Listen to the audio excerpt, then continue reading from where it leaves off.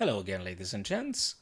I would suggest for today's session to have a look at king and pawn versus king, like ideas to winning the opposition. What is the opposition? What's the distant? What's the regular or direct opposition?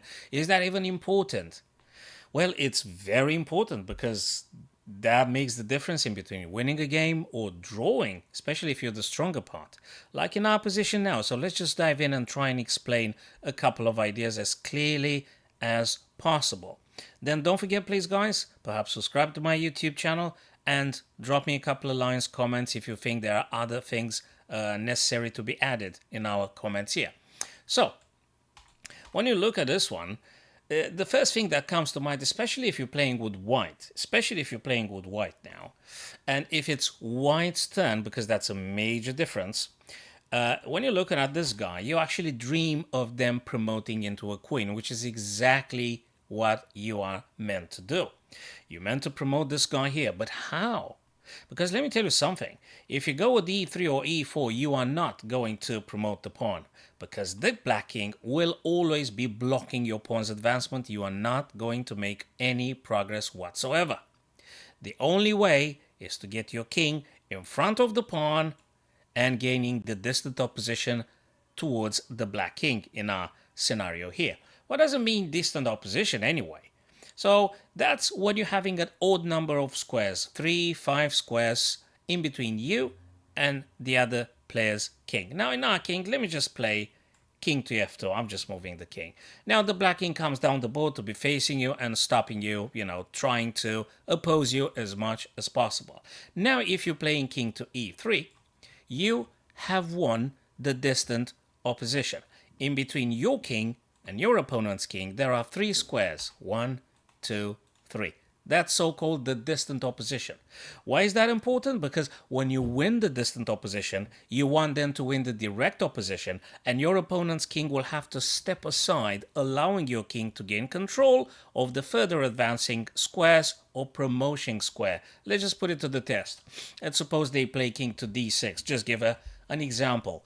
Now you're going to win the direct opposition, king e4. This is the direct, regular, straightforward opposition.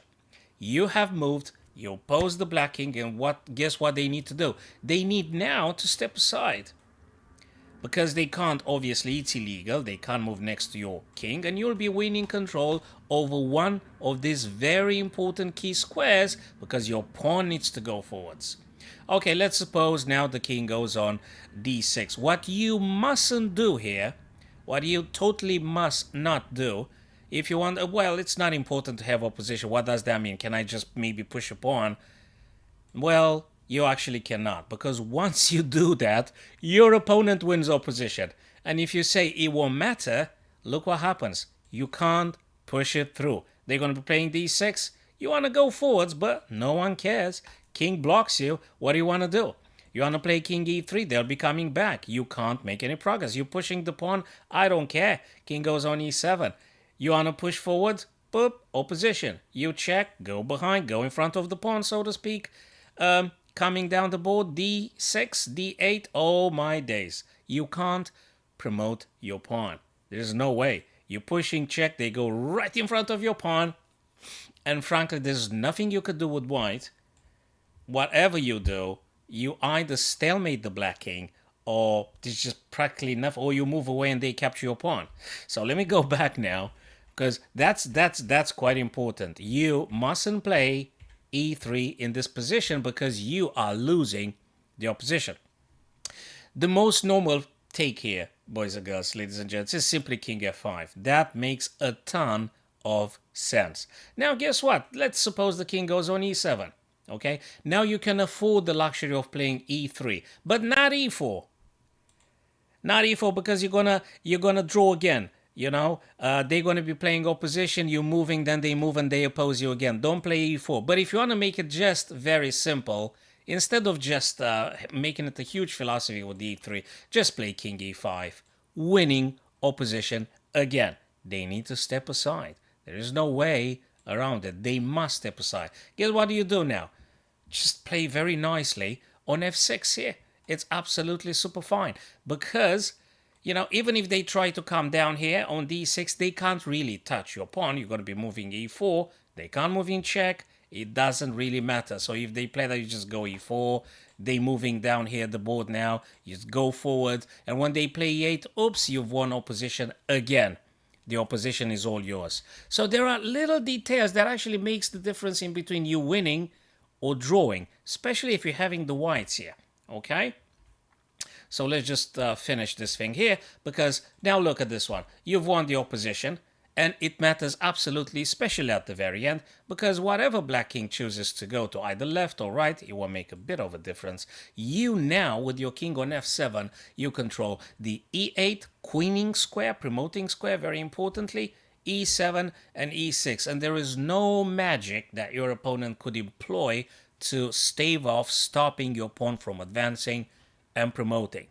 The only magic in chess is the magic of your own thinking, which is pure effective consciousness at work in forms or thoughts.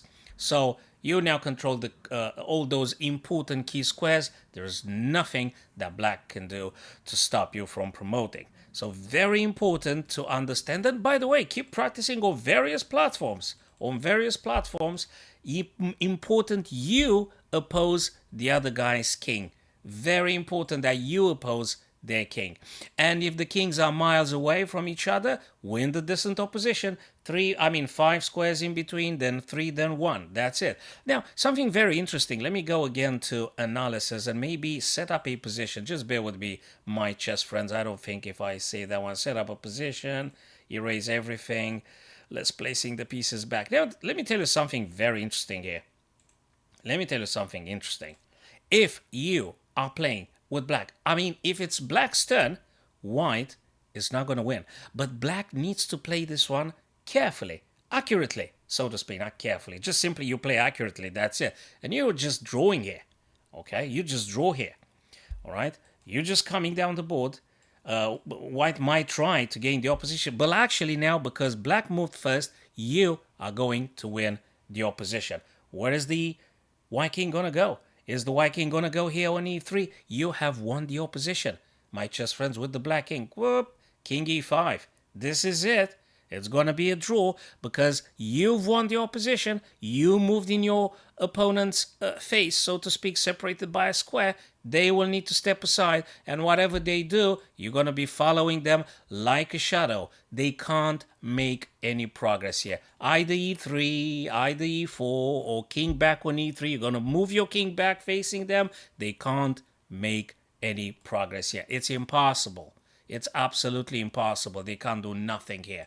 Okay, we've shown that already. Oops, opposition again. They check you. Get in front of the pawn. They can't push it. They simply can't push it. And if they go behind the pawn, you're just going, so to speak, in front of them. They push it, you take. They go by the side. What do? Opposing them.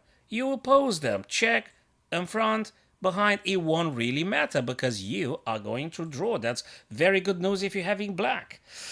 So that might require, my chess friends, a little bit of practice. So I would absolutely invite you, practice this with a friend. Practice online against another human, or practice against the engine on various online platforms. Or go when I do the Twitch live stream or the YouTube, just go to Facebook, Twitter. You can find me all over the social media. Tune in when I'm live streaming, and let's just practice this a couple of more times for increasing the clarity and your understanding on the gaining distant opposition, direct opposition, and stuff like that. It does require a little bit of practice, but once you do it, you get the hang of it, and you kind of like play it automatically, more or less.